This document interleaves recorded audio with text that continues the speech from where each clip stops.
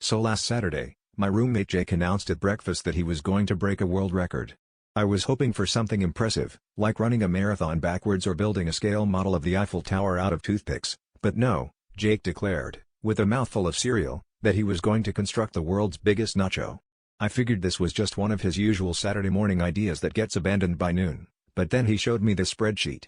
There were calculations, tortilla chip surface area formulas, and one very concerning diagram labeled cheese distribution algorithm.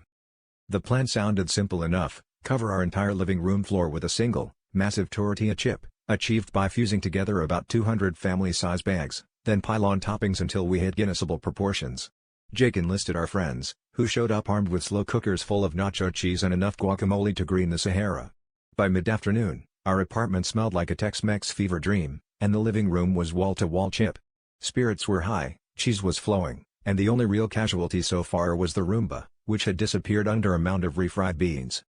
But as Jake hoisted the industrial-sized cauldron of molten cheese onto the chip, things began to go south. The chip, never designed for such structural stress, began to buckle. A tidal wave of cheese surged forward, and before we knew it, we were all scrambling to stay afloat as a soggy avalanche of tortilla shards and toppings thundered across the room. I distinctly remember our friend Laura shouting, "Save the guac!" as she dove for the coffee table, only to disappear under a blanket of shredded cheddar. By the end, we were picking jalapenos out of our hair and debating whether it was safe to eat nachos off a carpet.